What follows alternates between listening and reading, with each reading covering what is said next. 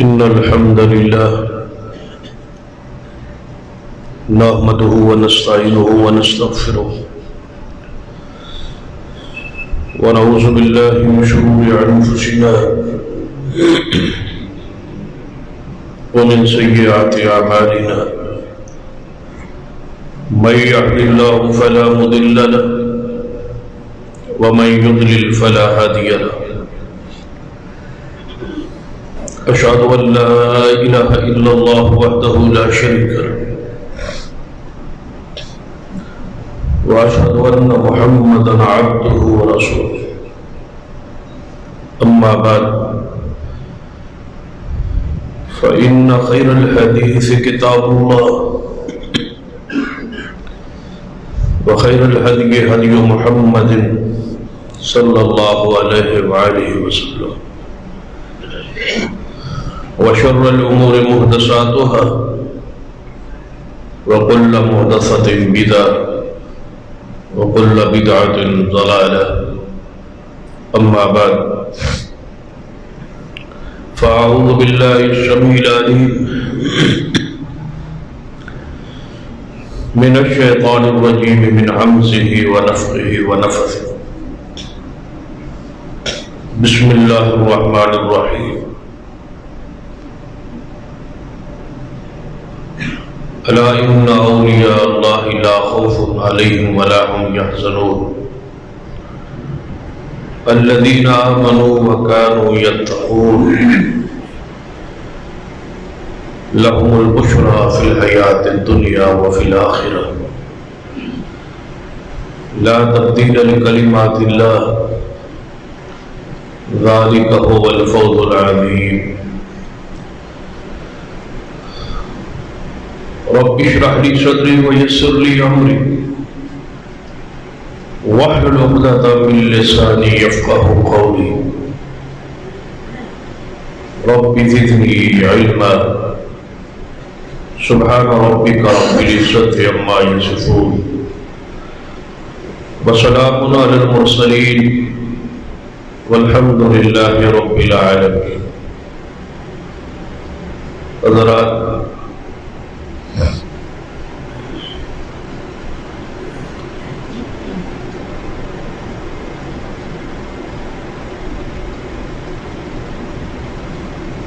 قرآن پاک میں اللہ تبارک و تعالی نے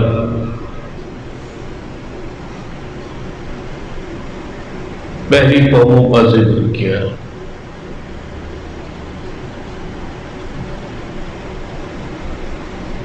اس میں اچھے اور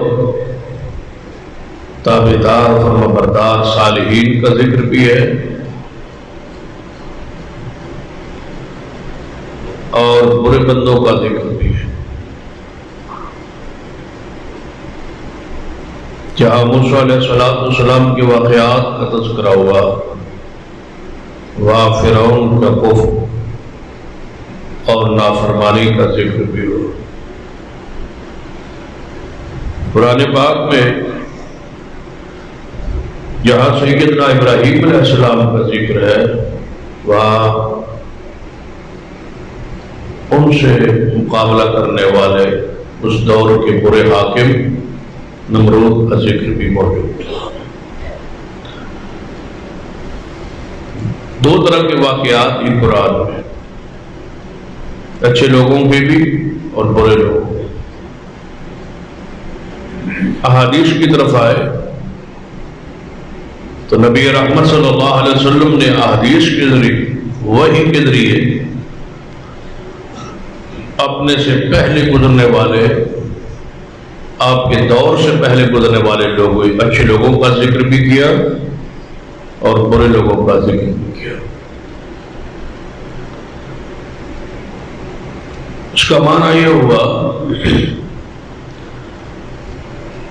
کہ گزرے ہوئے اچھے اور برے لوگوں کا تذکرہ قوم میں جاری رہنا چاہیے تاکہ اچھے لوگوں کا ذکر سن کے ایمان تازہ ہو اور برے لوگوں کا ذکر سن کے عبرت حاصل، سبق حاصل. اکثر قرآن پاک کے اندر ایسے مقامات جہاں سے آیات کا آغاز از، اذا یا وذکر سے ہوتا ہے،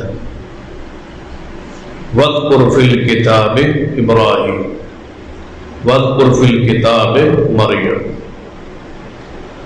تو اللہ تعالیٰ یاد دلاتے ہیں کہ اس واقعے کو ذرا پڑھو، اس تاریخ کو یاد کرو، اس شخصیت کا ذکر پڑھو۔ تو گویا اپنے سے پہلے گزرنے والے اچھے لوگوں کا ذکر کرنا اللہ کی بھی سنت ہے اور محمد رسول اللہ صلی اللہ علیہ وسلم کا بھی طریقہ ہے۔ تو آج کے خطبہ کا عنوان اس لیے ایک احساس شخصیت اور ماضی قریب میں گزری ہوئی عظیم ہستی حضرت علامہ احسان الہی ظہیر شہید رحمۃ اللہ علیہ کے حوالے سے۔ تو بات شروع کرنے سے پہلے اس کی شرعی حیثیت آپ کے سامنے واضح ہو گئی کہ اکثر ہمارے خطبات جمعہ میں بطور مضمون، بطور عنوان اپنے سے پہلے گزری ہوئی شخصیات جو ماضی قریب میں ہے، 1 صدی میں، 2 صدی، 3 صدیوں میں، اس پر بہت کم خطبات ہوتے ہیں، بلکہ نہ ہونے کے برابر۔ برسبیل تذکرہ آ جائے تو آ جائے، لیکن بطور عنوان ایسا نہیں ہوتا۔ اس میں شاید آل حدیث کی جو ہے وہ شخصیت پرستی کا جو ہمارے مسلک میں تصور ہی نہیں ہے، اس وجہ سے ان کا ذکر خیر بھی بہت حد تک چھوڑ دیا گیا ہے۔ موضوع عنوان کے طور پہ ہم بیان نہیں، اس روش کو چاہیے کہ بیان کرنے والے بھی بدلے اور سننے والے بھی اپنے ذوق کا، محبت کا مظاہرہ کریں۔ ایسی شخصیت جس پر پوری دنیا کے علماء اہل سنت کا اتفاق ہو چکا کہ ہماجیز شخصیت تھی اور تاریخ ساز شخصیت تھی اور صالح شخصیت تھی، بلکہ بہت سارے علماء کرام نے انہیں امام اہل سنت کے لقب سے یاد کیا۔ تو قرآن پاک کے اندر بھی صالحین کا ذکر موجود ہے، جو آیات پڑھی، تو ضروری تھا کہ غالباً میری اپنی زندگی میں میں نے کسی ایک بھی خطیب کا صرف اسی موضوع پہ گفتگو نہیں سنی، نہ خطبات میں اور نہ ہی عام جلسوں۔ ذکر خیر تو جاری ہے اور ان کی شخصیت ایک مقبولیت کے عروج پر ہے، تذکرہ خیر جاری رہتا ہے، لیکن بطور عنوان ذکر کرنا بالعموم ہماری عادات نہیں ہے، جس وجہ سے آنے والی نسل جو ہے اپنی تاریخ سے ہی آگاہ نہیں ہے، نیک لوگوں کی تاریخ سے ہی آگاہ نہیں۔ تو اس لیے ضروری ہے شاہ ولی اللہ محدث دہلوی، شیخ الاسلام ثناء اللہ برصری رحمہ اللہ، سید داؤد غزنوی رحمہ اللہ، سید قدیر حسین محدث دہلوی رحمہ اللہ، یہ جو ہمارے اسلاف تھے، اکابرین تھے، ان کا ذکر صدی بصدی جو ہے وہ جاری رہنا چاہیے۔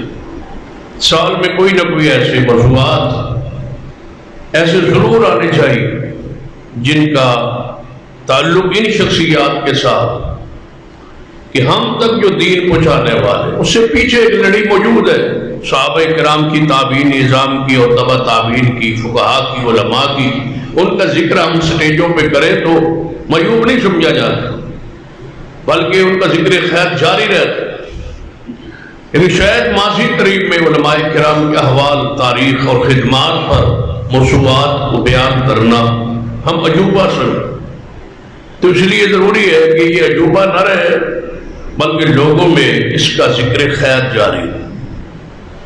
تو آج جو کہ عنوان حضرت علامہ شہید رحمۃ اللہ علیہ کے حوالے سے ہے، تو ان کی سیرت اور خدمات، جرأت و بہادری اور دلیری، عقیدے کی اہمیت اور ضرورت اور اس کی غیرت اور حمیت، اور ان کی تصانیف، ان کی خدمات، اس حوالے سے چند گزارشات آپ کے سامنے عرض کروں گا تاکہ ان کی محبت اور بڑھے۔ رسول رحمت صلی اللہ علیہ وسلم کی حدیث ہے نا کہ جس بندے کے ساتھ اللہ محبت کرے، اللہ آسمانوں پہ جبریل کو بلا کے فرماتا ہے، صحیح بخاری کی یہ حدیث ہے، کیا جبریل میں فلاں بندہ فلاں کا بیٹا جو ہے اس سے محبت کرتا ہوں، اور آپ بھی اس سے محبت کریں، اور پھر آسمانوں پر جتنی مخلوقات بستی ہے، جتنے فرشتے ہیں، ان تک یہ پیغام پہنچا دیجیے۔ جبریل محبت کرتا ہے اور پھر آسمانوں پہ اعلان کرتا ہے کہ اے آسمان پہ رہنے والے فرشتے، فلاں بندے سے جو زمین پہ رہتا ہے اس کے ساتھ اللہ محبت کرتا ہے اور میں جبریل محبت کرتا ہوں، لہذا آسمان پہ کوئی ایسا فرشتہ نہ ہو جو اسے محبت نہ کرے۔ اس کی محبت آسمانوں میں دھوم مچ جاتی اس کی محبت کی۔ صحابہ کرام نے پوچھا یا رسول اللہ صلی اللہ علیہ وسلم، ہمیں کیسے پتہ چلے کہ فلاں بندہ اللہ کے ہاں محبوب ہے، جبریل کے ہاں محبوب ہے، فرشتوں کے ہاں محبوب ہے؟ ہمیں یہ کیسے پتہ چلے کہ فلاں کی محبت آسمانوں پر ہے؟ ہم سے تو دور، آسمان دور ہے، پہلا آسمان دنیا جسے کہا جاتا ہے، اس کی مسافت 500 سال ہے، یہاں سے چلے وہاں تک 500 سال کی مسافت پہ پہلا آسمان، اسی طرح 7واں آسمان ہے۔ تو لہذا ہمیں کیسے پتہ چلے کہ اس کی محبت آسمان پر ہے؟ رب محبت کرتا ہے، جبریل محبت کرتا ہے، آسمان کے فرشتے محبت کرتے ہیں، تو نبی علیہ السلام نے فرمایا اللہ اس کی محبت زمین پہ اتار دیتا ہے، ہر مومن اس سے محبت کرتا ہے۔ یہ حدیث کا تعلق خاص زمانے کے ساتھ نہیں ہے۔ جب خاص زمانے کے ساتھ نہیں ہے، پوری یعنی کہ دنیا کے اندر جتنے انسان گزر چکے، جتنے ہیں اور جتنے آئیں گے، سارے کے سارے اس حدیث میں داخل ہے۔ رسول اللہ صلی اللہ علیہ وسلم نے مترکن حدیث بیان کی ہے، جتنے بھی دنیا میں مومن بستے ہیں جن سے محبت اللہ کرتا ہے، پھر ان کی محبت زمین پہ اتر آتی ہے، ان کا ذکر خیر جاری رہتا ہے، ہر بندہ ان سے محبت کرتا ہے۔ اور آج دیکھ لیں پوری دنیا میں بڑے بڑے کبار علماء موجود، بالکل ماضی قریب میں گزرے یا موجود ہے، سارے کے سارے ایسے ہیں جو اس شخصیت سے محبت کرنے والے تھے، پیار کرنے والے تھے۔ ایسے لگتا ہے جیسے اللہ نے اس زمین کے اس ٹکڑے پر اس شخصیت کو بھیجا ہی اس لیے تھا، دنیا میں آئے ہی اس لیے تھے۔ حالانکہ 1940 میں آپ کی پیدائش ہے اور 87 میں آپ کی شہادت، یعنی 46 سال سے کچھ زیادہ آپ کی عمر ہے، اور اس تھوڑی سی عمر میں آپ کی کردار کو، آپ کی سیرت کو، آپ کی خدمات کا احاطہ کرنا ناممکن ہے۔ یہ عام آدمی کے بس کی بات نہیں ہے، ان کی سیرت کو، ان کی خدمات کو جتنا بھی ذکر کیا جائے وہ کم ہے۔ تو آپ کے حوالے سے کہ آپ جیسے لوگ جس سے اللہ نے بڑا کام لینا ہوتا، بڑی شخصیت بننا ہوتا، بچپن کے اندر ہی ایسی خوبیاں اوصاف اس سے منسوب ہے کہ آپ کے والد محترم حضرت علامہ محمد ابراہیم میر سیالکوٹی رحمۃ اللہ علیہ کے واعظ میں، خطبہ میں موجود تھے۔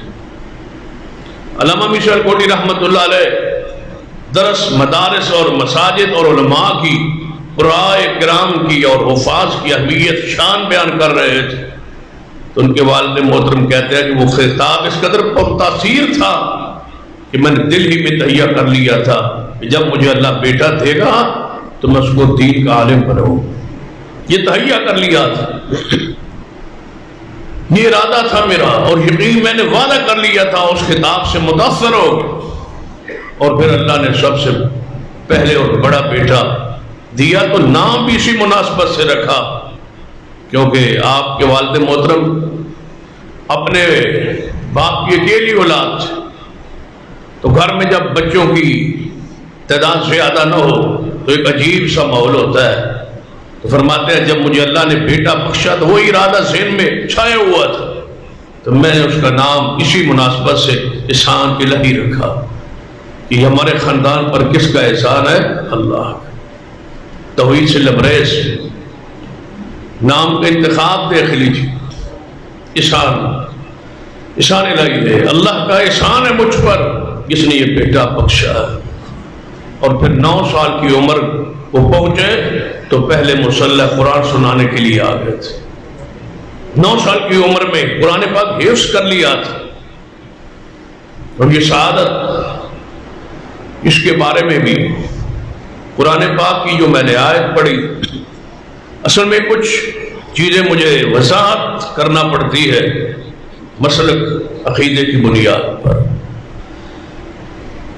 کہ ہم اکثر خوابوں پر یقین کام رکھتے ہیں.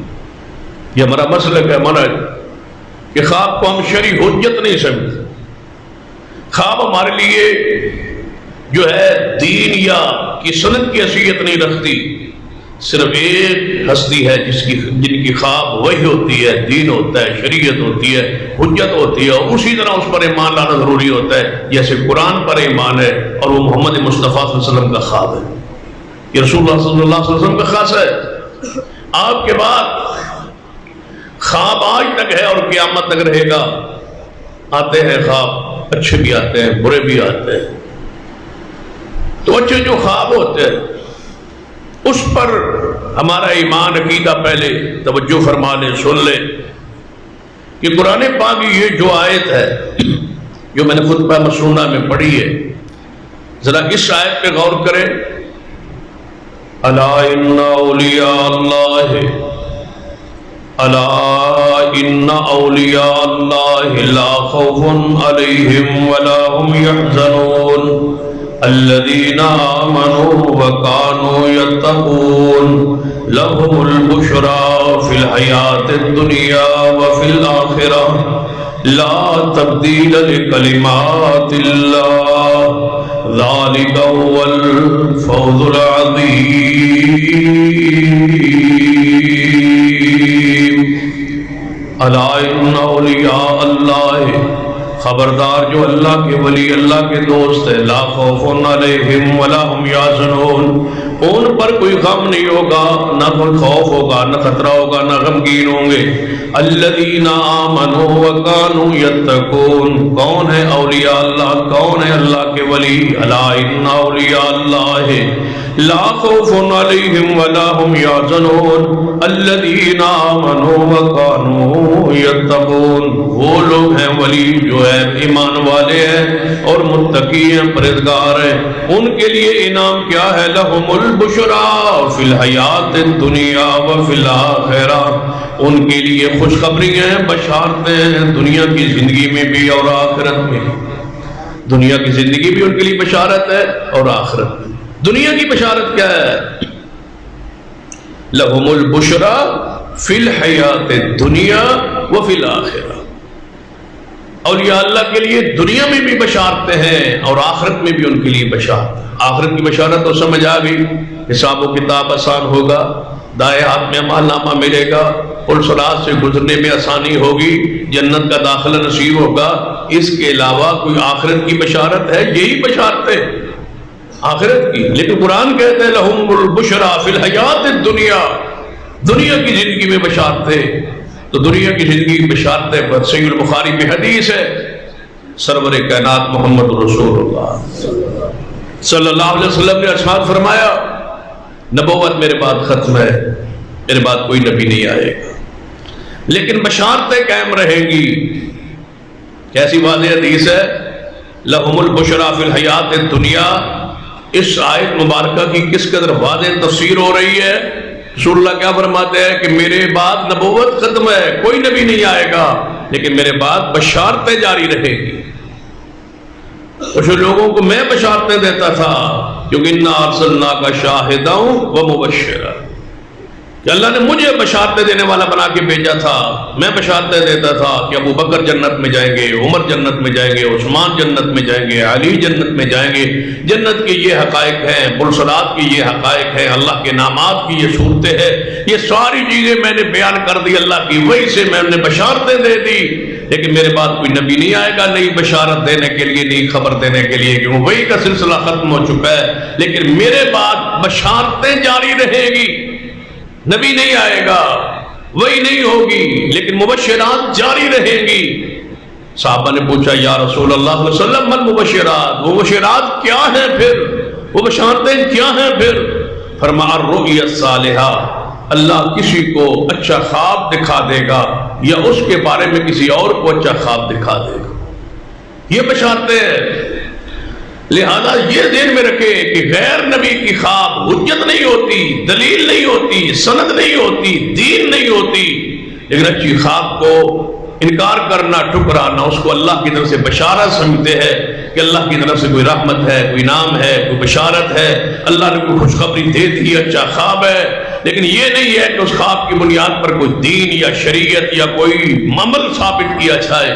بشارت بشارت ہے، خوشخبری مل گئی ہے، اس کو اللہ کی رحمت سمجھے. تو آپ کے حوالے سے بشارت موجود ہے کہ آپ انتہائی ان کے خاندان کو دیکھ لیں، نماز، دین کے تعلق، علماء سے تعلق. تو آپ کی دادی محترمہ کا تذکرہ موجود ہے.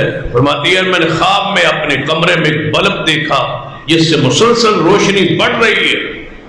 مجھے آ گئی. میں نے علماء وقت سے رابطہ کیا، پوچھا کس خواب؟ فرمایا اللہ آپ کے گھر میں ایک ایسا بیٹا دے گا جس کے ذریعے اللہ اسلام کے پھیلاؤ کا، اس بیٹے کو روشنی پھیلانے کا ذریعہ بن جائے.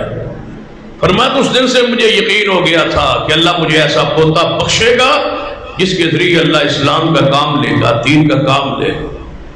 اور دین کا کام پھر اللہ نے لیا ہے. فرماتے ہیں جب آپ بچپن میں تھے تو بیماری اس قدر کمزور ہو گئے، لاغر ہو گئے. تو پھر ہوا کیا؟ جب کمزوری میں تھے، بیماری میں تھے، تو پتہ ہے ایسی حالت میں اولاد بڑی دیر بعد ہوئی ہو اور پہلا بیٹا ہو اور بیمار ہو جائے اور کمزوری کی انتہا تک پہنچ جائے، پھر توہم پرستی، شرک، بدعت، خرافات جو ہمارے معاشرے میں معروف ہے وہ مشہور ہوتے. عورتیں آئی، والدے کی برادری کی عورتیں اکٹھی ہو کے کہتی ہیں اب کی والدہ محترمہ کہ آپ اس کو فلاں جو دربار ہے اس پر کھو ہے، پانی ہے، وہاں اس کو نہلائیں. مشہور ہے وہاں اس علاقے میں سیال کوٹ میں کہ یہ ایک کھو ہے جسے پنن کا کھو کہتے ہیں، اس میں اس کو نہلا لے، بیماری ختم ہو جائے. کوئی عورتیں بچے لے گئی ہے، ٹھیک ہو گئے. ماں کا عقیدہ سن. اور علامہ ساندی رحمت اللہ علیہ اپنے خطبات میں، وعظ میں بھی کہتے تھے ہمیں اس ماں نے لوری دی ہے، ہمیں اس ماں نے جن ہے جس نے کہا تھا. ایک تحریک نظام مصطفیٰ چل رہی تھی نا، تحریک نظام مصطفیٰ میں احتجاج کا سلسلہ جاری تھا. آپ اس کی قیادت کر رہے تھے اور مسالک علماء بھی قیادت کر رہے تھے. آگے لکیر کھینچ دی، کہا گیا اس ریڈ لائن کو جو کراس کرے گا اس کو گولی مار دی جائے. تو علامہ صاحب فرمایا کر جب میں نے پیچھے پلٹ کے دیکھا تو ایک مولانا صاحب جا رہے تھے. پیچھے واپس میں نے آواز دی کہاں جا رہے ہو؟ آگے فوج کھڑی ہے، گولیاں لے کے تان کے کھڑے ہیں بندوقیں. فرمایا ماں سے پوچھ کے نہیں آیا تھا، بغیر ماں کی اجازت کے یہاں مر جاؤں، ایسا نہیں ہو سکتا. میں تو ماں سے پوچھ کے نہیں آیا تھا، میں آگے نہیں جاؤں گا، پلٹ جاؤں گا. علامہ شہید نے اپنے بٹن کھولا، سینے بٹن کھول کے آگے بڑھے. فرمایا میں بھی ماں سے اجازت لے کے نہیں آیا تھا، لیکن میری ماں کو کہہ دینا کہ مجھے یقین تھا کہ اگر میں تجھے اللہ کی راہ میں کٹنے کے لیے اجازت مانگتا تو صرف اتنا کہتی، بیٹا دیر کیوں کرتی ہے، اجازت مانگنے میں دیر کیوں کرتی ہے؟ جس کا ماں کا اتنا جرأت اور بہادری کا، صرف فرماتے ایک مرتبہ مجھے ماں نے کہا کہ بیٹا آپ کے بچے ہو گئے، بچیاں ہو گئی، اتنی بچیوں کے آپ باپ ہیں اور اپنے دشمن پال رکھے ہیں پورے ملک میں، بچیوں کا خیال کر لیں۔ فرمانے لگے ماں مجھے پڑھایا ہی کیوں تھا، جب پڑھایا تھا دین تو پھر مجھے بیان کرنے تھے۔ تو ماں نے دعا دی کہ جاؤ آپ اللہ کی راہ میں کام کرو۔ تو فرماتے ہیں میری ماں کو یہ مشورہ دیا عورتوں نے، اور یہ سبق اپنے گھروں میں اپنی بہنوں بیٹیوں کو سنایا کرے۔ یہ ہماری مائیں تھیں، یہ ہمارا کردار تھا، یہ ہمارے ابا تھے، یہ ہمارے بزرگ تھے، اتنے عقیدے میں ہم پختہ تھے۔ آج دوبارہ وہی توہم پرستی ہمارے گھروں میں چھا رہی ہے۔ ان کی سیرت، ان کے یہ کردار جو ہے اپنے لیے، اپنے گھروں میں، اپنے وجود میں اس کو نفاذ بھی کی کوشش کرے۔ ماں نے کیا کہا، اس کو میں کھوہ پہ لے کے جا کے غسل دوں، اس سے بہتر ہے میرا بیٹا مر جائے، یہ گوارا ہے، لیکن اللہ کے علاوہ کسی سے مدد مانگنا مجھے گوارا نہیں۔ ہمارا یہ عقیدہ ہے، ہمارا یہ منہج۔ پھر ماں کا یہ عقیدہ اور نظریہ آگے اولاد کیوں نہ پختہ ہو، اور پھر پتہ کتنے پختہ تھے، خود لکھتے ہیں، فرماتے ہیں کہ میں وزیر آباد کے علاقے میں سنا ہے، بہت حکیم ہے اور بڑا نباز ہے، بڑی اچھی دوائی دیتا ہے۔ فرماتے ہیں میں وہاں ساتھیوں کے ساتھ چلا گیا، انہیں اصرار کیا کہ آپ اپنی خوراک، اپنے معاملات ذرا اس کو نبض چیک تو کروائے۔ فرماتے میں گیا، اس نے دوائی دی، دوائی لے جانے کے بعد اٹھنے لگے تو اس نے اپنا کچھ پڑھا لکھا تھا، وہ حکیم تھا، اس نے کچھ لٹریچر والا حوالے کر دی، کہتے ہیں یہ میرا لٹریچر ہے، اس کو بھی ذرا پڑھے۔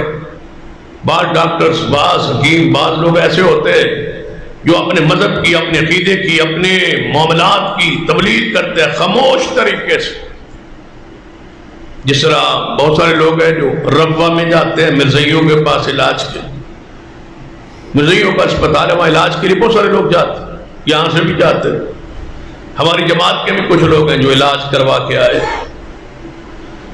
اور پھر وہ کہتے ہیں، وہ اخلاق سے اس کو درس بھی ہوتا ہے، پھر وہاں اخلاق بھی کا مظاہرہ بھی ہوتا ہے، اور واپس آ کے وہ لوگ کہتے ہیں، میں نے خود سنے، جی انج کافر علی کوئی گل نہیں، وہ تو بالکل چنگے اخلاق اینا چنگا ہے، مسلمانوں نالوں چنگے۔ اب بتاؤ، مرزائیوں کو کہہ رہا ہے یہ مسلمانوں سے چنگے ہے، بہتر ہے، بتاؤ اس کے اندر کوئی ایمان والی بات رہ گئی؟ وہ تو ٹریننگ یافتہ ہے مذہب کے لیے، عقیدے کے لیے، اپنے مذہب کو پھیلانے کے لیے، اچھے اخلاق، اچھے بول بول کے، وہ تو ایک پوری این جی او کا ایک حصہ ہے، وہ ان کا تو پورا ایک مشن ہے۔ چند بندے انہوں نے آگے کھڑے کیے ہوتے، جی وہ بڑے میٹھے ہیں، جی وہ اخلاق والے، جن کے نبی کے میں، جن کا جھوٹے نبی میں اخلاق کا ایک لفظ بھی نہیں تھا، تم ان کو کیسے اخلاق والے کہتے؟ وہ کسی مشن میں ہے، کسی پروگرام میں ہے، وہ مٹھاس دکھا کے تمہارے ایمان کو، عقیدے کو برباد کرنا چاہتے ہیں، مرزائی بنانا چاہتے ہیں۔ مرزے کو پڑھو، اس کے اخلاق کو۔ ایک مرتبہ اس نے لعنت ڈالنے کو، جی ایک کتاب میں 1000 مرتبہ سے لعنت لعنت لعنت لکھتا لکھتا تھکا نہیں ہے بدبخت، اتنا میٹھا تھا زبان، لعنت لکھ رہا ہے، تھکا نہیں ہے، بس ایک دفعہ لعنت ہو گئی، اتنا بھی کیا جا سکتا سی، 1000 بار لعنت، لیکن اس نے 1000 بار لعنت لکھی۔ اس کے بعد اخلاقی کو پڑھے مرزے قادیانی، لیکن ہم کہتے ہیں جو وہ بڑے اخلاق والے مسلمانوں والے چنگے، مسلمانوں والے چنگے نہیں، تو اس سے بہتر ہے جو ذلیل ان کی تعریف کر رہا ہے، تو اسے وہ بہتر ہے۔ تو اپنے اخلاق، اپنے کردار، معاملات پہ ذرا غور کیجیے۔ ایسے لوگوں سے جو ریڈیو پہ، دکانوں پہ بیٹھ کے اپنے مذہب کو، اپنے عقیدے کو، اپنی سوچ کو، نظریے کو جناب رواج دے رہے ہیں، پھیلا رہے ہیں کسی نہ کسی طریقے سے، ان کا لبادہ اور ہوتا ہے، اندر اور ہوتا ہے، زہر پر اخلاق ہوتا ہے، اندر گند پڑا ہوا ہے۔ مرزا قادیانی نے کیا لکھا تھا کہ سیدہ فاطمہ تو زہرا کی گود میں کئی مرتبہ خواب میں سویا نہ ہو سکوں۔ یہ اخلاق ہے، اتنا بدبخت انسان تو ذل و ایمان سے اس بات کو نکالے۔ علامہ شیخ فرماتے ہیں کہ مجھے اس حکیم نے لٹریچر جاتے ہوئے دے، فرماتے ہیں میں ڈرائیور کے ساتھ بیٹھا تھا تو وہ پمفلٹ اس کے پڑھنا شروع کی، دو چار باتیں جب میں نے پڑھی تو فرماتے ہیں روکا گاڑی کو روکا، سارا لٹریچر اور ساری دوائی گاڑی سے باہر پھینک کے فرمانے لگے مرنا منظور ہے، بدعقیدے دی دوائی کھانا منظور نہیں۔ فرمایا یہ میں پمفلٹ دیکھ رہا ہوں، پڑھ رہا ہوں، یہ کیسا انسان ہے اس بدعقیدہ کی میں دوائی کھاؤں؟ حالانکہ کسی بھی مرزائیوں کے علاوہ کسی بھی کافر سے دوائی لی جا سکتی، عیسائی ہو، یہودی ہو، سکھ ہو، کوئی ہو، لیکن ایک یہ تقویٰ ہوتا ہے، ایک زہد ہوتا ہے، الہیت ہوتی ہے، غیرت ہوتی ہے، امیت ہوتی ہے۔ بندہ نہیں کھاتا میں نہیں کھاتا، بدعقیدہ ہے میں نہیں دوائی لیتا، مشرک ہے میں دوائی نہیں لیتا، یہ غیرت ہے۔ دوائی کھانا جائز ہے نا، مطلقاً بھی جائز ہے نا، دوائی کھانا سنت ہے، ہم کہتے ہیں سنت ہے، لیکن نہ کھانا یہ تقویٰ ہے۔ بخاری کی حدیث ہے، رسول اللہ فرماتے ہیں بغیر حساب کے میری امت کے جو لوگ جنت میں جائیں گے ان میں ایک شخص وہ بھی ہوگا جس نے کبھی دوائی نہیں کھائی ہوگی، جس نے کہا ہوگا مجھے دوائی ٹھیک ہے، سنت ہے، جائز ہے، مشروع ہے، لی جا سکتی ہے، لیکن میں نہیں کھاتا اس لیے کہ اللہ ہی دینے والا ہے شفا، اس نے بیماری بغیر دوائی کے دے دی ہے تو بغیر دوائی کی شفا دینے پر بھی قادر ہے۔ اللہ اس توکل کی بنیاد پر اس کو بغیر حساب کی جنت کا داخلہ عطا کرے۔ توکل بھی ایک ہوتا ہے، یہ اوپر درجہ ہے، یہ عام آدمی والا نہیں بجر، ہمیں تو انگلی میں درد ہو، سر میں درد ہو، گولیاں کھا لیتے ہیں، ہم سے تو برداشت نہیں ہوتا۔ یہ اہل تقویٰ کی باتیں جہاں ہم تک پہنچنا ہمارے لیے مشکل ہے، اور وہ پھینک دی دوائی، میں نہیں کھاتا۔ عقیدے کی حالت، عقیدے کی غیرت، حمیت آج ہم نے کہا یہی ہے وہ بات جو انہوں نے سکھائی تھی، یہی ہے وہ ان کی احساس شخصیت جو انہوں نے مسلک اور منہج اور عقیدے توحید اور سنت کی غیرت سے کلائی۔ ان کی پڑھ کے دیکھ، لکھتے ہیں کہ ہم عراق کے دورے پر جا رہے تھے، صدر صدام ہوتا تھا، اس نے دعوت دی اور عراق کے دورے پہ مختلف مسالک کے علماء جا، نام اگر آپ کو سنا دو، مولانا شاہ احمد نورانی، مولانا عبدالستار خان نیازی، بریلوی مکتبہ فقہ سے، مولانا محمد حسین نعیمی جامعہ نیمیہ لاہور کی مفتی، یہ تین بریلوی مسلک جو نام علامہ شید نے گنوائے یا بیان کیے۔ دیوان مکتبہ فکر میں مولانا سید عبدالقادر آزاد، جن کا بیٹا آج عبدالخبیر آزاد جو ہے شاہی مسجد کا، بادشاہی مسجد کا امام ہے اور رویت لال کمیٹی کا نیا چیئرمین ہے، ان کے والد سید عبدالقادر آزاد جنہیں امام السلاطین کہا جاتا ہے، پاکستان بادشاہوں کا امام، کیونکہ جب پہلی اسلامی سربراہی کانفرنس ہوئی پوری دنیا کے بادشاہ ایک جگہ پہ اکٹھے ہوئے تو ان کو جماعت سید عبدالقادر آزاد نے کروائی تھی۔ اس وجہ سے وہ امام السلاطین کا، بادشاہوں کا امام، سارے بادشاہ جس کے اسلامی ممالک کے سارے بادشاہوں نے اس کے پیچھے نماز پڑھی، وہ بھی ساتھ۔ علامہ شہید فرماتے ہیں کہ ہماری فلائٹ کہاں سے تھی؟ کراچی سے، اکثر انٹرنیشنل فلائٹ ہے، اس وقت کراچی سے کراچی جانا پڑتا، فرمان سارے کراچی اکٹھے ہو، جماعت غرباء اہل حدیث کے امام ہے عبدالرحمن سلفی، اللہ انہیں لمبی زندگی اور صحت والی زندگی بخشے، بیماری میں ہے اس وقت، بڑھاپے میں، فرماتے ہیں انہوں نے میری پورے گروپ کی، پورے وفد کی دعوت، سارے ہم اکٹھے وہاں ایئرپورٹ پہ جانا تھا، دعوت ان کے پاس تھی، سارے چلے۔ جب دعوت کھا بیٹھ، امام عبدالرحمن صاحب فرمانے لگے بھائی درس بھی دو گے؟ علامہ صاحب سے کہیں گے آپ درس بھی دیں گے، روٹی ہماری کھائی ہے نا تو درس بھی دینا ہے، مذاق میں ہنستے ہوئے پیار سے محبت سے عقیدہ سے آپ نے درس دے. فرمانا کہ اتنے سارے علماء ہیں ہم تو درس بھائی نہیں دیں گے. کہتے ہیں بس دینا ہے، چاہے آپ دیں چاہے کوئی ساتھی دے، درس ضرور ہونا ہے. تو علامہ صاحب فرماتے ہیں میں نے مسجد ہماری اہل حدیث کی تھی، دعوت ہماری طرف تھی، بریلوی اور دیوبندی علماء بھی تھے، تو میں نے ادب احترام کا تقاضا اکرام کا تقاضا میں نے کہا مولانا شاہ منورانی صاحب سے کہ درس آج آپ دیں گے ہماری مسجد. شاہ منورانی صاحب فرمانے لگے بھائی نہیں، جہاں احسان نہیں جی رہا ہے میں تو بھائی درس نہیں دیتا، اور مسجد بھی آپ کی ہے، میں نے وہ بھی پھاڑ لیں، میں نہیں درس دیتا. مذاق میں انہوں نے کہا پھر آپ کے مسئلے کے مفتی محمد حسین نعیمی صاحب یہ درس دیں. انہوں نے کہا میں بھی نہیں دیتا. علامہ صاحب فرماتے ہیں میں نے کہا سید عبد القادر آزاد صاحب یہ امام الصلاطین ہے، بادشاہوں کے امام ہے، آج ہمیں بھی یہ جو ہے درس ہے. فرماتے ہیں کہ جب میں نے انہیں کہا تو انہوں نے کہا بھائی میں بھی لاہور کا ہوں، آپ بھی لاہور کے ہیں، میں تو نہیں درس دوں گا، یہاں آپ ہی درس دے. سب نے فیصلہ کیا کہ درس احسان زیر ہی دیں گے. یہ محبت احترام اکرام سے آپ نے سب کو کہہ دیا مسجد آپ کی، آپ کے مسلک کی، آپ درس دے.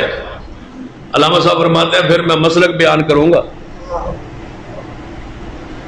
یہ غیرت ہے، یہ عمیت. فرمایا پھر میں اپنا مسلک بیان کروں گا. انہوں نے کہا جو آپ کریں. علامہ صاحب فرماتے ہیں تقریر شروع کی، کرتے کرتے درس دیتے دیتے فرمان لگے آج ہم بغداد جا رہے، آج ہم سارے بغداد جا رہے اور ہم پیر عبد القادر جیلانی کے شہر میں جا رہے ہیں، جہاں پیر عبد القادر جیلانی کی قبر ہے وہاں جا رہے ہیں.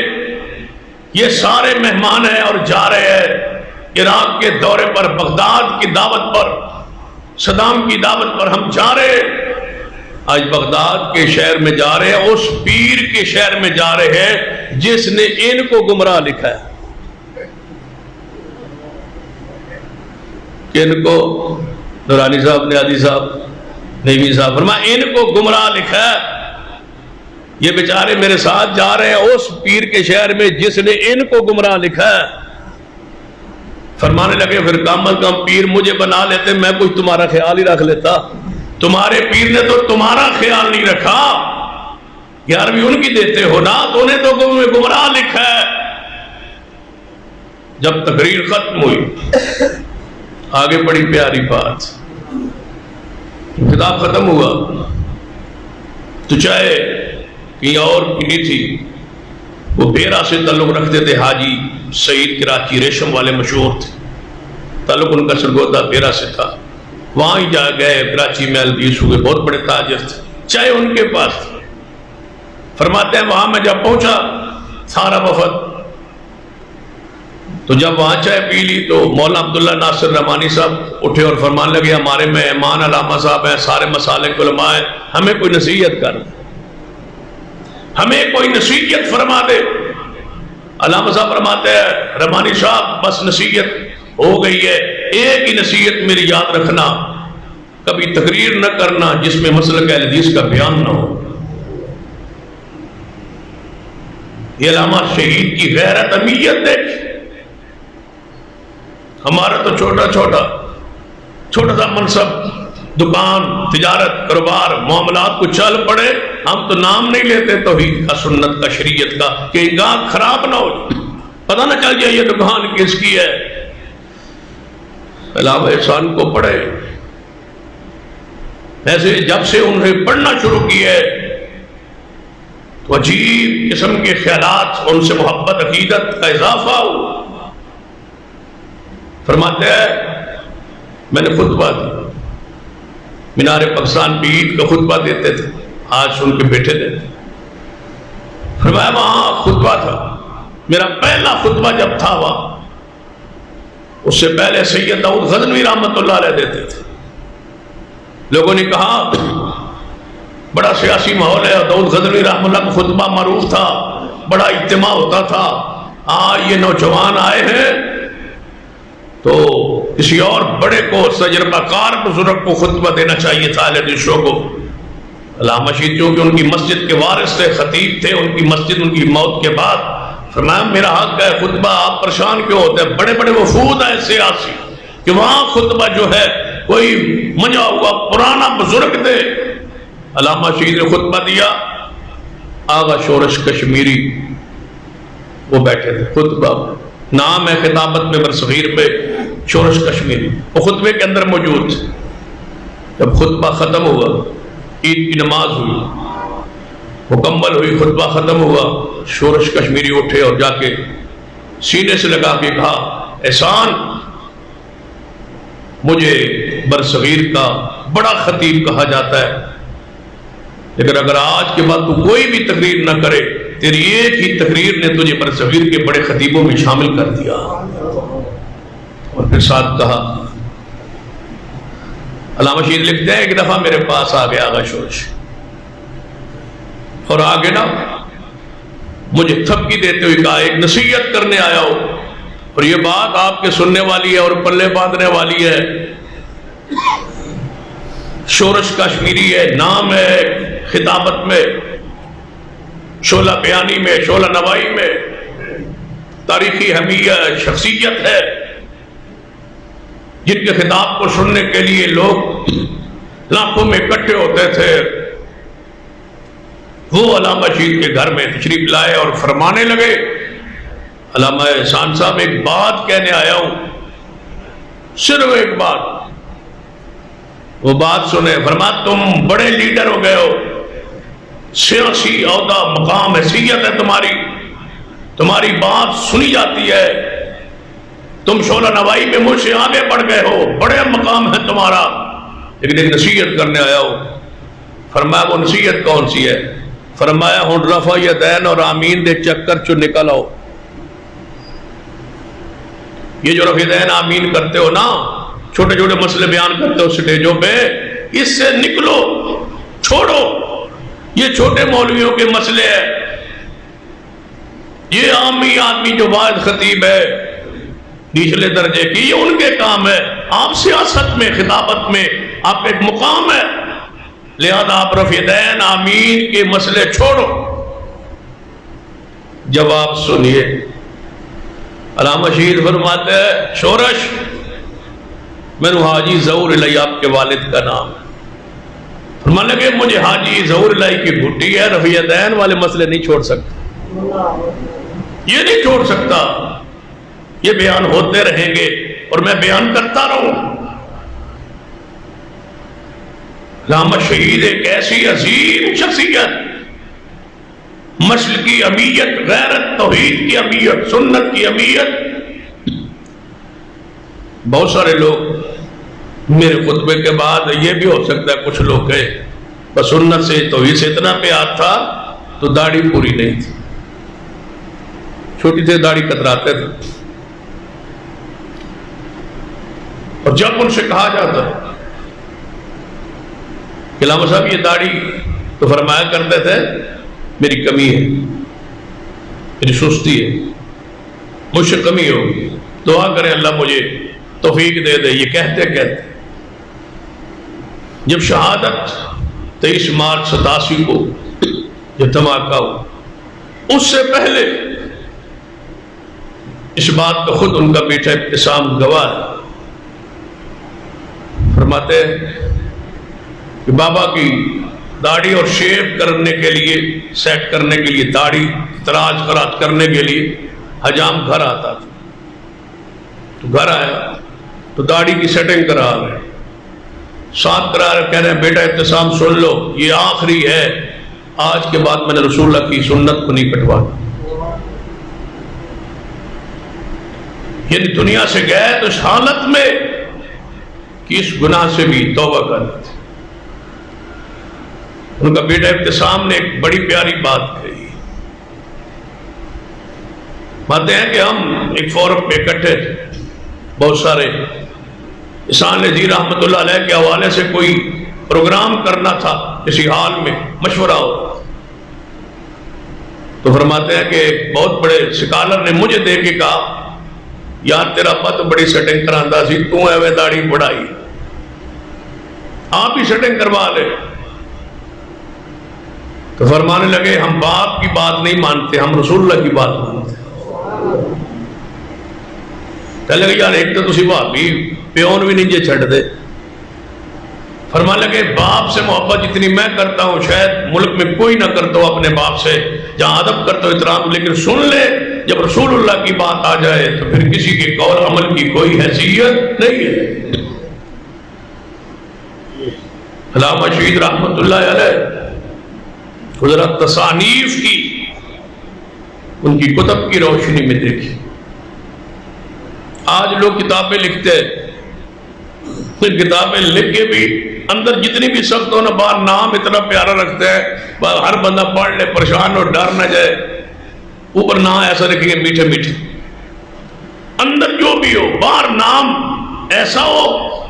علامہ شہید کی ساری کتابیں پڑھ لے، جو اندر ہے نام بھی وہی ہے، جس کا رد کیا ہے کھلے انداز میں کیا ہے۔ آپ کی کتابوں ذرا پڑھے، الشیعہ والسنہ، عربی زبان، آج تو اردو میں مل جاتی، ترجمہ مل جاتا، جس میں اہل سنت اور اہل تشیع کا فرق واضح ہے۔ اہل سنت کون ہوتے ہیں؟ شیعہ حضرات کیا ہوتے ہیں، ان کا فرق کیا ہے؟ آپ کی ساری کتابوں کا موضوع جو ہے بنیادی طور پر فرق ہے، فرق کے موضوع کے، ساری کتابیں فرق کے موضوع پر ہیں۔ الشیعہ والسنہ، شیعہ اور اہل سنت میں فرق، الشیعہ واہل البیت، شیعہ اور اہل بیت میں فرق۔ جو کہتے ہیں کہ ہم اہل بیت سے محبت کرتے ہیں، وضاحت کی ہے کہ نہیں، اہل بیت کی توہین و گستاخی کا تصور بھی یہاں موجود ہے۔ الشیعہ والقرآن، شیعہ اور قرآن میں فرق، یہ قرآن کو نہیں مانتے، پوری طرح محفوظ قرآن کو نہیں مانتے۔ اور اب آپ کے لیے سمجھنا بھی آسان ہو، انڈیا کی عدالت میں یہ چند دنوں کی بات ہے، ابھی حال میں سوشل میڈیا پہ یہ بات چل رہی، انڈیا کی عدالت میں ایک رافضی نے درخواست دائر کی ہے کہ قرآن پاک میں 126 آیات جو ہے یہ بنائی گئی ہیں داخل، ان کو نکالا جائے۔ کیس چل رہا ہے، علامہ شہید نے کب سے لکھ دیا، شیعہ والقرآن، الشیعہ والتشیع، یہ آپ کی 5ویں کتاب ہے اس مذہب پر۔ اندر رد کس کا ہے؟ شیعہ کا، باہر نام کیا ہے؟ شیعہ، ٹھیک، رد کیا ہے دلائل سے۔ اور آپ کی چھٹی کتاب اسی عنوان پر، الاسماعیلیہ، اسماعیلی مذہب، آپ کے ہاں ہے نا اسماعیلی، شہر میں ہے نا اسماعیلی، سرافہ بازار بھرا ہوا ہے نا اسماعیلیوں سے، آپ تو انہیں مسلمان ہی سمجھتے ہیں نا، یہ الگ مذہب ہے، یہ شیعہ سے بھی ہٹا ہوا جدا کوئی مذہب ہے۔ ان کے 7 امام ہوتے ہیں، کبھی تفصیل سے اسماعیلیوں پر جمعہ پڑھا ہوگا انشاءاللہ، ان کے سارے عقائد، سارے نظریات آپ کے سامنے رکھے گا۔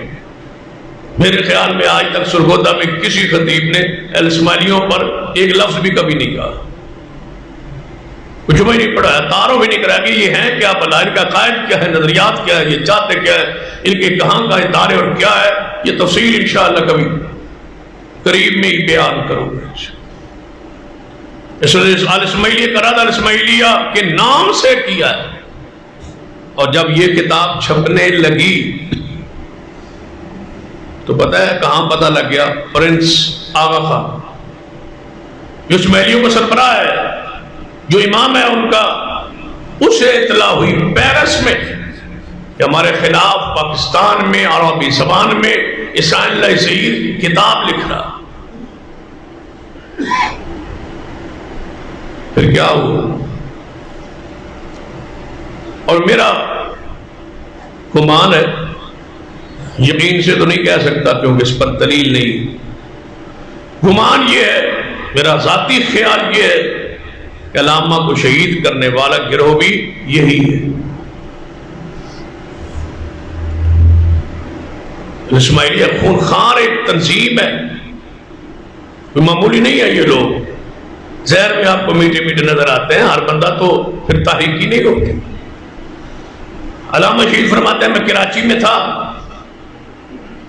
میرے بھائی حیدرآباد میں محبوب الہی، ان کو فون کیا کہ آپ وہاں تشریف لے آئے۔ فرماتے ہیں میرے جب کراچی آنے کا علم ہوا تو 2 بندے نے رابطہ کیا کسی طریقے سے، کسی واسطے سے، اور میرے پاس پہنچے۔ دونوں اسماعیلی تھے، بڑے تاجر تھے کراچی کے، دونوں میرے پاس بیٹھے۔ بھائی بھی آ گئے، یہ بھی دونوں بھائی تھے اور وہ دونوں۔ انہوں نے کہا ہم اپنے بھائی کو کہتے ہیں تعارف کروائیں یہ کون ہے؟ یہ اسماعیلی مذہب کے لوگ ہیں، یہ مجھے ملنے آئے ہیں، کچھ بات کرنے آئے۔ بات شروع ہو، اسماعیلی یہ کہنے لگے سنا ہے آپ نے کتاب لکھی ہے عربی زبان میں الاسماعیلی، آپ نے فرمایا ہاں لکھی ہے، ابھی چھپی نہیں، بیروت جا چکی ہے چھپنے کی۔ کہنے لگے میں نے سنا ہے کہ آپ پیرس میں آغا خان کی لائبریری میں ہو کے حوالے لے کے آئے ہیں، ہمیں پتہ بھی نہیں چلا۔ علامہ صاحب کچھ حوالے چاہیے، فرانس تشریف لے، ان کے امام کے گھر چلے گئے، لائبریری میں چلے گئے، حوالے وہاں بیٹھ کے لائبریری میں سارے لے آئے، لیکن پتہ نہیں چلا نے دیا کہ حوالے لینے والا کون ہے اور کس طرح ہے۔ معمولی شخصیت کہتے ہیں میں کتاب لاہور میں اردو بازار میں ورک لے رہا تھا، کتاب چھاپنے کے لیے کچھ ورک لینا، پریس میں دینا تھا۔ کہتے ایک قادیانی میرے پاس سے گزرا، میں اس کو جانتا تھا، مجھے جانتا تھا۔ کہتا ہے کاغذ لے رہے ہو، کیا چھاپنا چاہتے ہو؟ فرمایا تمہارے خلاف کتاب چھاپنا چاہتا ہوں۔ شیعہ کے خلاف رد لکھ رہے تھے۔ کہتے ایک دن میں گھر میں بیٹھا بیٹھا دیکھا ایک حوالہ چاہیے تھا، حوالہ کتابوں میں موجود نہیں تھا، یہاں سیدھا شیعہ کے بڑا مدرسہ ہے لاہور میں جامع المنتظر، فرماتا جامع منتظر میں گاڑی پہ بیٹھے، ان کے گیٹ پہ آگے دروازہ کھولو، احسان لذیر آئے ہو۔ کہتے میں اندر داخل ہوں، میں نے کہا میں لائبریری میں جانا ہوں، لائبریری کے لیے لائبریری کھولی، مجھے اندر بٹھایا، وہاں کا پرنسپل پتہ چلا احسان لذیر ہمارے مدرسے میں آیا ہے، لائبریری میں آیا ہے۔ آئے تو پوچھا کیا لکھ رہے ہو، کیا حوالہ چاہیے؟ کہنے لگے تمہارے خلاف کچھ کتابیں لکھ رہا تھا اور کچھ حوالے چاہیے تھے۔ بل بتاؤ آج یہ جرت کیا ہو سکتی ہے؟ اسماعیلی کہنے لگے آپ اس کتاب کو نہ چھاپ، فرمایا آپ تو جا چکی ہے۔ انہوں نے کہا آپ روک دے،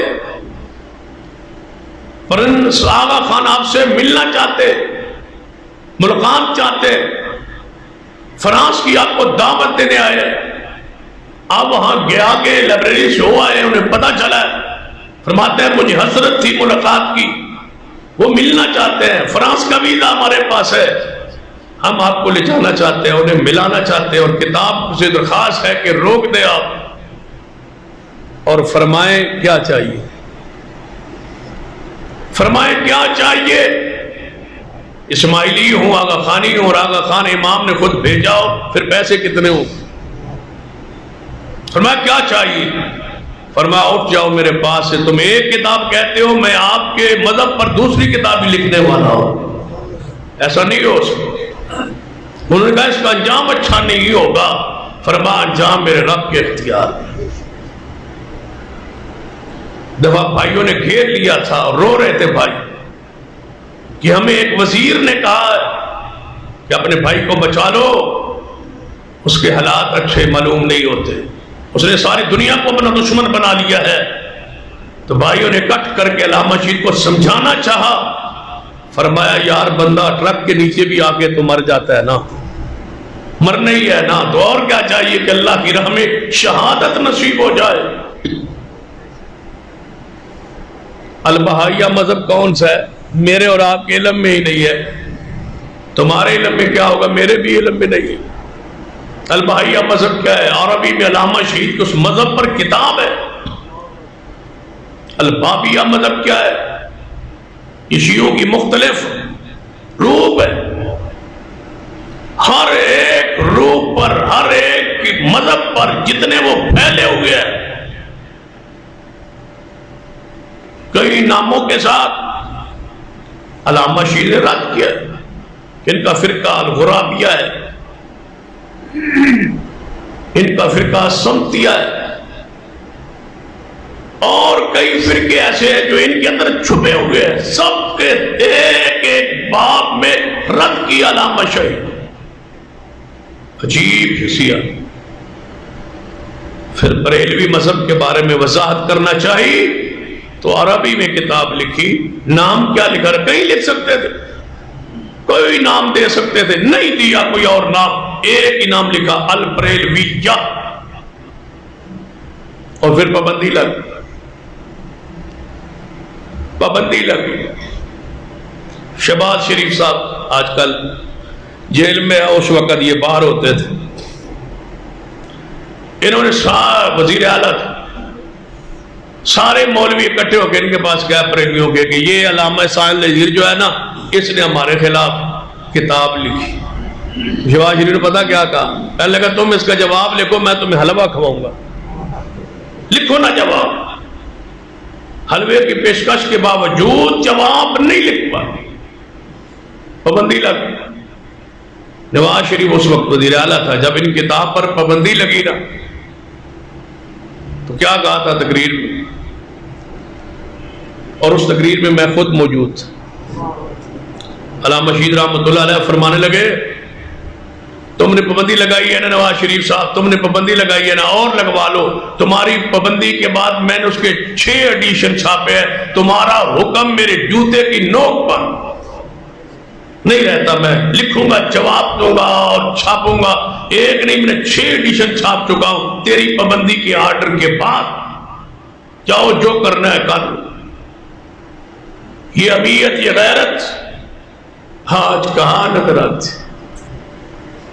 علامہ شہید رحمت اللہ علیہ کو پڑھیے، اگر دوسرے باب کو کھولو، مستجاب الدعوات، فرماتے ہیں جب میں نے القادیانیہ لکھی، میں طالب علم تھا، مدینہ یونیورسٹی میں پڑھ رہا تھا، القادیانیہ وہاں چھاپ کیا، جب چھاپنے کے لیے دی تو یہ جو ساتھی تھے، دوست نے مشورہ دیا کہ آپ طالب علم ہیں مدینہ یونیورسٹی کی، کتاب پر جب طالب علم لکھیں گے، متعلم لکھیں گے، کتاب کی وہ حیثیت نہیں رہے، آپ لکھیں آخری سال ہے مدینہ یونیورسٹی کا، آخری سال میں آپ پڑھتے ہیں، آپ فاضل مدینہ یونیورسٹی لکھیں، اس کتاب کی اہمیت بڑھ جائے گی۔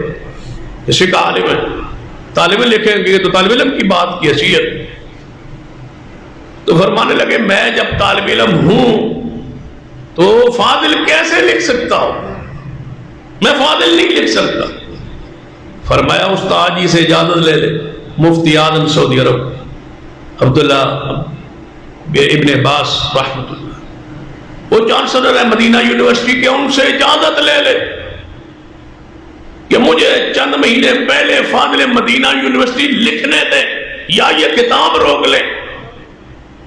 فرماتے ہیں چلو استاد جی سے بات کرتے۔ ابن باز رحمہ اللہ کے پاس آئے تو انہوں نے کہا لکھ لو، کوئی مسئلہ نہیں، میری اجازت ہے، آپ فاضل مدینہ یونیورسٹی لکھ لیں، آپ کتاب اس لائق ہے، آپ لکھیں فاضل مدینہ یونیورسٹی۔ ہنستے ہوئے فرمانے لگے اگر استاد جی میں فیل ہو گیا تو، امتحان میں سالانہ میں اگر میں فیل ہو گیا تو، ابن باز کے جواب سنی، اگر تو فیل ہو گیا تو یونیورسٹی بند کر دوں گا۔ پھر یونیورسٹی کس کام کی جس میں آپ فیل ہوں گے؟ پھر کامیاب کیا ہوگے؟ 92 ممالک طلباء میں پہلا پوزیشن علامہ شہید رحمت اللہ علیہ۔ ہمیں یہ کیسے ہو سکتا ہے کہ آپ فیل ہو جائے؟ استاد کو یہ مانتا۔ فرماتے ہیں جب میں نے القادیانیہ آخری باب لکھا اور آخری سطور لکھی، کرسی میز پر میں سامنے میز تھا، کرسی پہ بیٹھا تھا اور لکھ رہا تھا، کتاب کو مکمل کیا، نیند کا غلبہ ہوا اور میں وہیں سو گیا اور خواب میں مجھے رسول اللہ علامہ شریف سیدنا ابو بکر عمر صحابہ کرام موجود ہے، رسول اللہ سارے صحابہ میں گھرے ہوئے ہیں، لوگ جا رہے ہیں، مل رہے ہیں۔ فرماتے ہیں جب میں ملنے کے لیے آگے ہوا، آپ کی زیارت کی انتظار کیا اور ملنے لگا تو گھر والوں نے فجر کی اذان کا وقت ہو گیا تھا، جگا دیا۔ میں نے اہلیہ کو کہا کس وقت تو جگایا ہے؟ جب میں رسول اللہ کے پاس بیٹھا تھا۔ ابن عباد رحم اللہ کے پاس آئے، یہ خواب مجھے آیا ہے۔ فرمایا تجھے مبارک ہو، تیری کتاب القادیانیہ رسول اللہ نے اس کو پسند فرما دیا۔ مستجاب الدعوات کی بات کرو۔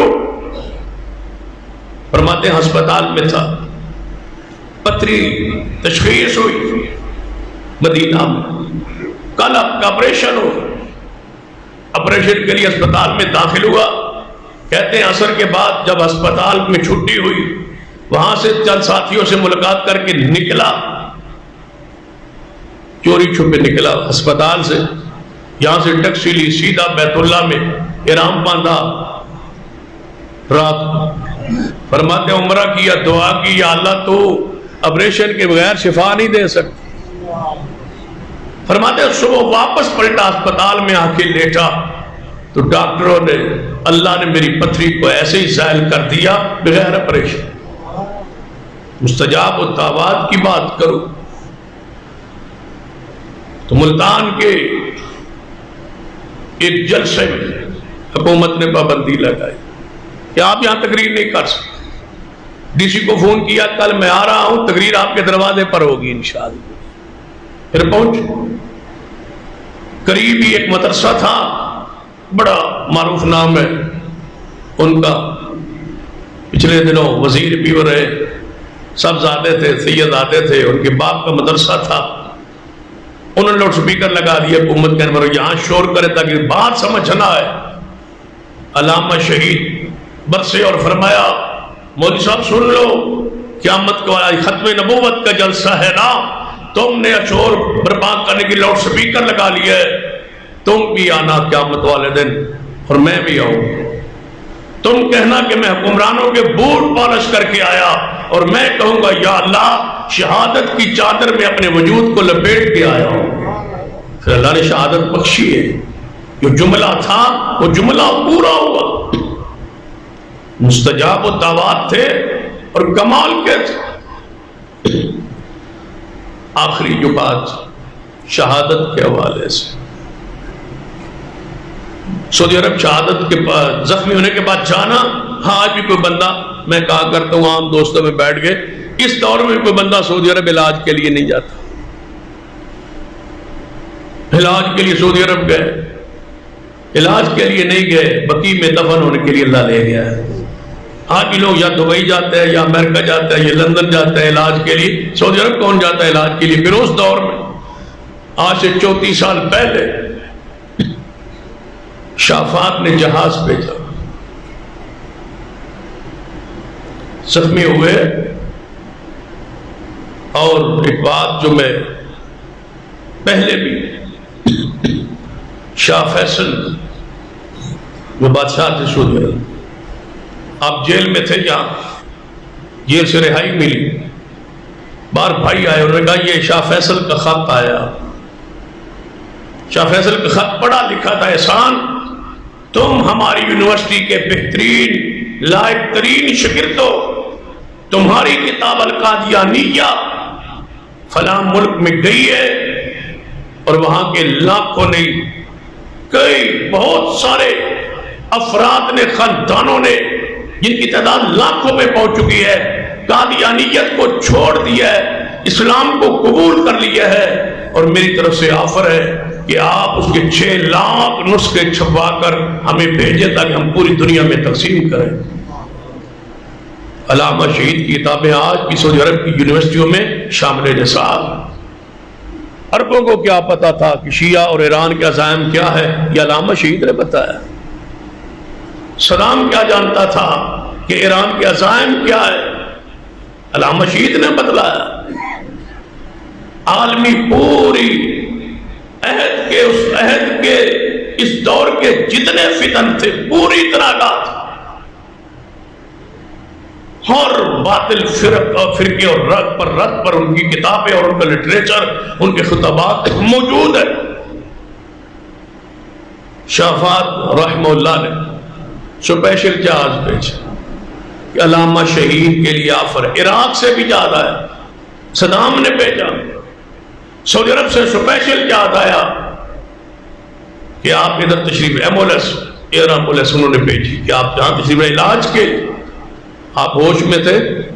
پوچھا گیا سعودی عرب سے آفر آئی ہے, جہاز آ گیا ہے, صدام کی آفر ہے, وہاں سے بھی جہاز آیا ہے. فرمایا مجھے سعودی عرب لے چل, سعودی عرب لے چل. 29 مارچ کو یہاں سے آپ روانہ ہو. رات کے وقت ریاض پہنچے, سیدھا ملٹری اسپتال میں لے جایا اور فجر کی نماز سے پہلے ڈاکٹروں نے آپ کی ٹانگ کاٹنے کا فیصلہ کیا. یہاں ڈاکٹر کہتے رہتے تھے, فرمایا نہیں ٹانگ نہیں کٹواؤں گا. دھماکہ اتنا شدید تھا کہ پوری ایک سائٹ آپ کی مفلوج ہو چکی تھی, اور جس کے پھر مخالف تھے.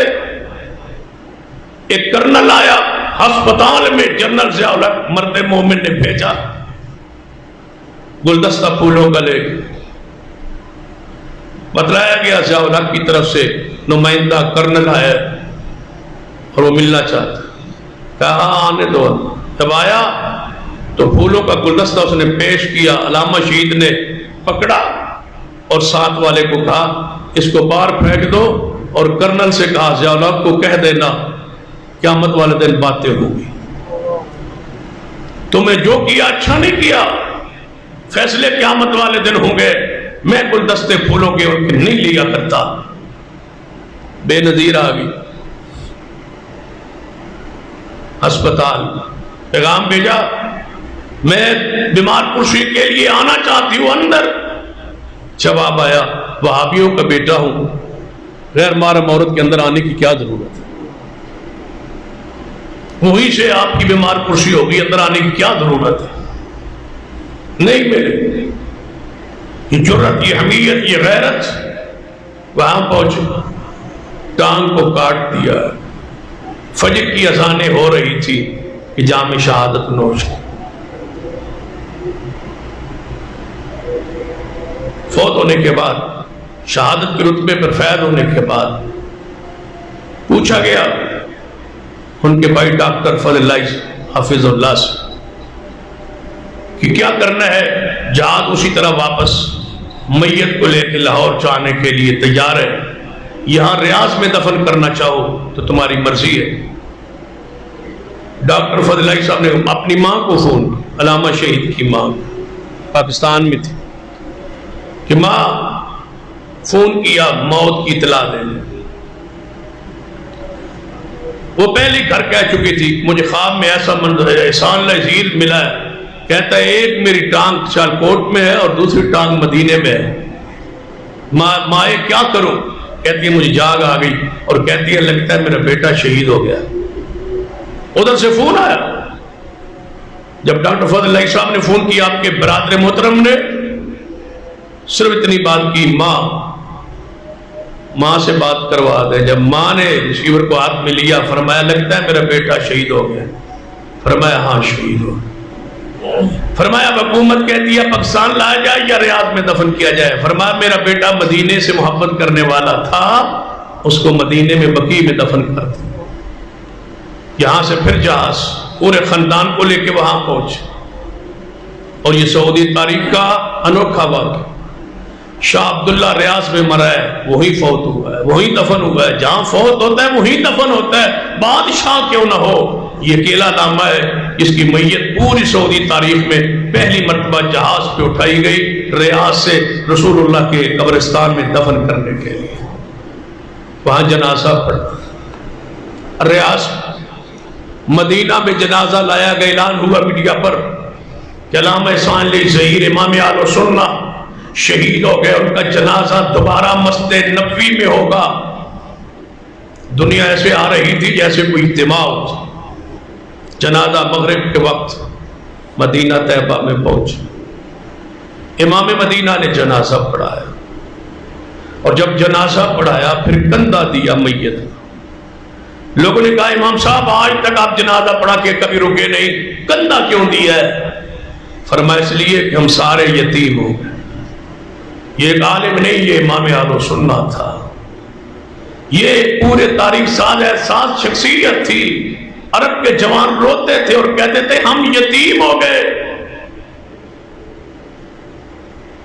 کہ ہمارا یہ قائد جس نے عالمگیر اور سوچ کے ساتھ اہل سنت کے امام اور سوچ کے تھے، آج دنیا میں حکمران بھی ہے، قائدین بھی ہے، سب کچھ ہے، لیکن عالمی سوچ رکھنے والا اہل سنت کے لیے، اہل اسلام کے لیے پوری دنیا میں فقدان ہے.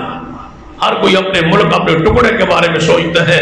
انسان وہ شخصیت تھی جنہوں نے پوری دنیا میں اہل سنت کا غلبہ چاہا اور رفض کا رد کیا اور سامنے کھڑے ہو گئے. اور پھر پتہ ہے اس سخت راستے سے گزرنے کا انجام شہادت ہوتا ہے. اور پھر آخری بات جو سنا رہا تھا، دیوبند مکتبہ فکر کے بڑے عالم گزرے ہیں سید عبد المجید ندیم، وہ خود اس بات کے راوی فرماتے ہیں کہ میں نے مسجد نبوی میں بیٹھا تھا، عصر کی یا غالباً فجر کی کا ذکر کیا، نماز کے بعد علامہ صاحب نے مجھے دیکھا، فرمایا شاہ جی آؤ بقیع کے قبرستان چلتے. فرماتے ہم بقیع میں داخل ہوئے، سیدنا عثمان کی قبر کے قریب امام مالک کی قبر تھی، وہاں علامہ صاحب اور میں کھڑے ہو گئے. بس علامہ صاحب کیا تھے، اپنی کیفیت میں ایسے چلے گئے، رو پڑے دھاڑے مار کے، کہتے ہیں یا اللہ تیرے نبی کی یہاں 10,000 کے قریب یہاں صحابہ دفن ہے، یا اللہ یہاں تیرے نبی کے صحابہ دفن ہے بقیع پہ، اور بڑا کھلا ہے قبرستان، ایک مرلہ سے کم جگہ احسان علیہ جھیل کے لیے یہاں نہیں مل سکتی، یا اللہ مجھے یہاں جگہ دے دے، یہاں دفن کے لیے جگہ دے دے. بقیع کا قبرستان بہت بڑھ گیا، نیا آگے ساتھ شامل کر لیا گیا رقبہ. آج صحابہ کے جہاں دفن ہے وہاں کوئی دفن نئی میت نہیں ہوتی، نئے آگے بڑے ہوئے قبرستان میں دفن ہوتی ہے. اس پوری صدی میں جو رسول اللہ کے صحابہ کے درمیان قبر بنی ہے وہ صرف اکیلے سال جیل کی بنی. اٹھایا گیا میت کو بقیع میں لایا گیا، دفن کیا گیا.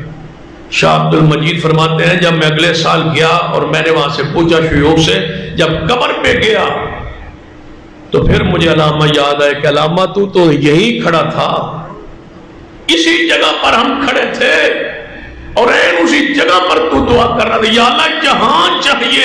مجھے آج پتا چلا ہے تیری دعائیں اتنی سنی جاتی تھی کہ تمہیں جگہ بھی وہی ملی جہاں کھڑے ہو کے تو نے دعا کی تھی. اللہ نے ایسا رتبہ بخشا ہے. اور اسی پر علماء نے لکھا ہے کہ قیامت والے دن جب رسول اللہ کی قبر پاک سب سے پہلے کھولی جائے گی، پھر ابو بکر و عمر کی، پھر تینوں یہ شخصیات بقیع کی طرف بڑھیں گے، بقیع والے اٹھیں گے تو سب سے پہلے صحابہ کرام اٹھیں گے اور صحابہ کرام کی معیت میں اللہ انہیں اٹھنے کا شرف نصیب کرے. یہ رتبہ یہ مقام بلند جسے ملا اللہ مجھے اور آپ کو توفیق عطا فرمائے کہ ہم ان کے مشن کو آگے بڑھائے. اقول قولی ھذا واستغفر اللہ لی ولکم ولسائر المسلمین وآخر دعوانا